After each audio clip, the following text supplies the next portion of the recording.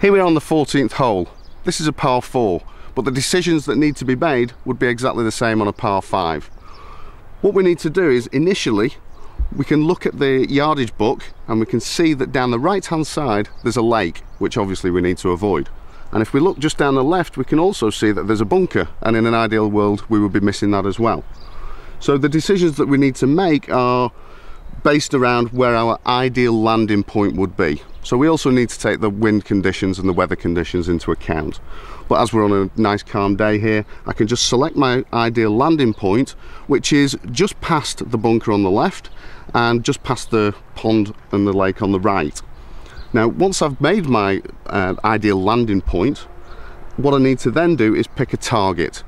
If I choose to hit a shot from left to right, then my target needs to be up the left hand side. If I choose to hit a shot from right to left, then my target needs to be a little bit up the right hand side. The things that I'm going to use to have as a target is going to be something very small in the distance, maybe a tree trunk or a bush or the corner of a bunker. Once I've made that decision and I'm happy with that decision, then I will start to go through my mental pre-shot routine and just prepare myself to actually execute the shot. I'm now going to introduce a really effective mental pre-shot routine. What I'm going to ask people to do is have a look down the target line.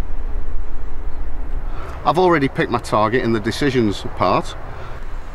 Then we need to make a little bit of a practice swing just to get a feel for the shot, and then when we stand further back behind the ball, I'd like you to visualize the exact shot that you want to play.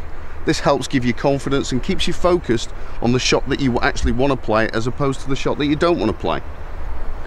Then I'd like you to take the grip behind the ball. That stops you from fiddling around when you get to the golf ball. That's a common fault with players. And then either look at the target in the distance that you selected earlier, or pick a small target about 3 or 4 feet in front of the golf ball. A lot of players find that that can help with alignment. Then as we walk into the shot, I'm looking at the target. I am not looking at the golf ball. The reason for that is because we don't want to get obsessed with the golf ball, because that kind of puts people under pressure a lot of the time. So I'm going to introduce an ABC routine, okay? So A is the last look at the target, B is the last look at the back of the ball, and then C is the start of the backswing. So I'll do it in real time. It's A, B, C. Okay, that ball has gone about 5 feet left of my target. That's okay, I'm quite happy with that. I've got a second shot into the green, and the reason why I hit a decent shot partly is because I had a really good mental pre-shot routine. Now we're going to talk about putting. The first decision that needs to be made when faced with a putt on a putting green is how the ball is going to react on the green, or how you're going to read the putt. First thing that I see with many club players is they may start to read the putt from maybe about 6 or 7 feet behind the ball and probably only crouched down a little bit.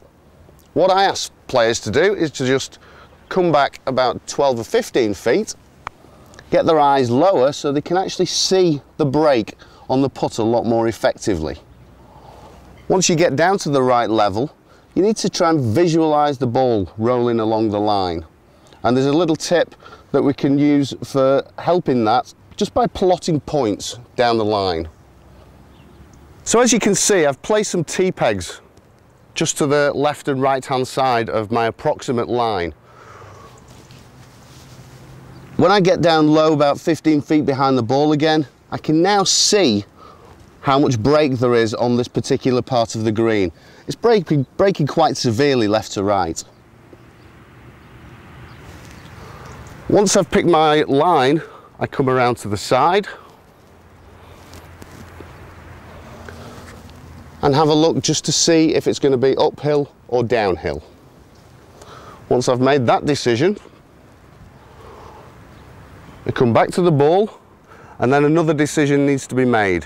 I need to decide if I'm going to be a player who picks a target right down this line and hit every putt as if it's a straight putt, or am I going to be a player who looks at the arc of the putt. That's from the ball arcing into the hole. I need to make a decision for that, but that decision is personally down to yourselves.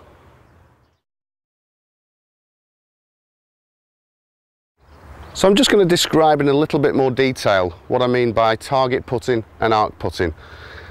As you can see, we've got the golf balls lined up on the arc. If you're an arc putter, when you're both reading the green and playing the putt, or the pre-shot routine as well, you're actually going to visualize the ball rolling along that arc and then seeing it go into the center of the cup, and maybe even hearing it go into the center of the cup in your imagination as well. If you're a target putter, that means that you hit every putt as if it's a straight putt. So I'm just going to represent my target with that T-peg. And once I've read the putt and I've selected my target, that's the only thing that I think about. I do not look at the hole anymore, because that will then become another target. So what I do is I focus all of my attention and my vision completely on that target. If you're going to use the arc method, that is, you visualize the line from the golf ball going directly into the hole, you might want to consider how you want to view that line. Some people like to actually burn a line into the grass and finishing into the hole. Other people like to pick the favorite color. Some people actually have a color that is representative of that line when they're playing the best golf. I know some of the golfers that I've worked with like to use a kind of gully effect, visualizing the ball being held in that gully as it goes right down from the starting point into the center of the cup. These are different options that you can have, and it's purely down to yourself.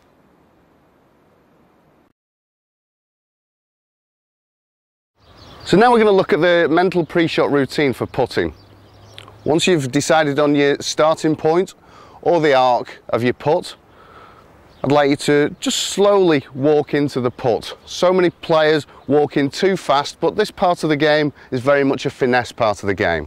So if you just walk in slower, it'll just help calm everything down. I've left a T-peg just to represent my target, just for this demonstration. So the key thing here is when you take your practice strokes, we need to start to feel the distance that we need to be taking the putter back to hit the ball hard enough so it either just goes into the hole, or if it does miss, only goes past about a foot. We need to also start to tune our eyes in properly. Many players get obsessed with the putter head when they're taking practice strokes in putting, and sometimes they even start doing this, where the head just follows the putter. They do that because they don't have much confidence in the putting stroke. What we need to do is take the attention away from the technique and the putting stroke and shift it either onto your target or onto the arc of the putt. So if you're going to take the target perspective, take a few practice strokes just looking at the target. That then feeds the information into your mind as to how hard to hit the putt.